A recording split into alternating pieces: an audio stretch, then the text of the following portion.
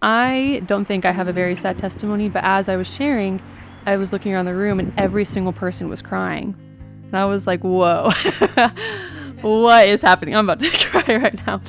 I was like, what is happening? And then everyone came up and apologized for the things that I'd gone through that I didn't know were big deals. Like I didn't know were severe. In October of 2020, the man I was dating, boy, I think he's more of a boy.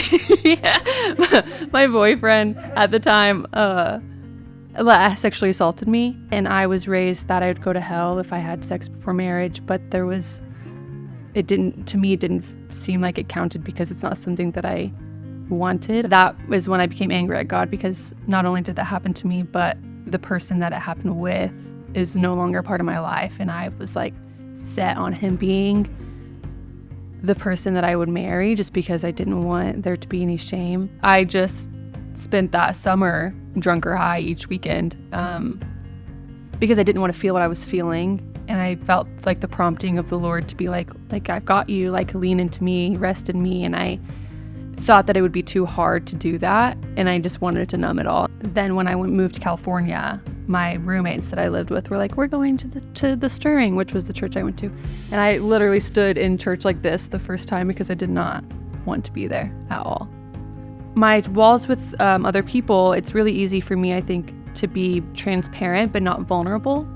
So once I shared my story and everybody in the room was crying, in that moment, it was more of a realization of, okay, God, like you've been like holding my heart and protecting me with this, but I need to work through the pain of it and the hurt and the healing that goes in it. What does that look like? And he kept telling me to forgive him. Like, why would he do that?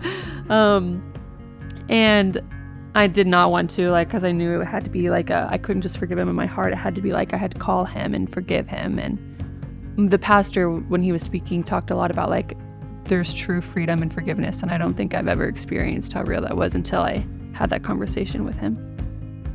And then I met this guy who I went to church with, so he felt really safe because he was in my church, he was in my friend group. And then in July 2023, he assaulted me also.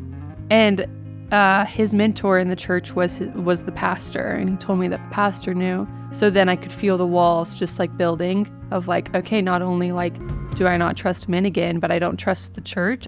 Big to talk about church wounds right now. I think that's like people are like, don't go to church because of church wounds. I could feel that was happening. I met the pastor and told him everything that happened to me. And he told me he had no idea. He had never been told any of that. And he stifled a lot of lies that I was telling myself or I was believing about myself by just hearing me out and then making sure that I felt safe and taken care of there.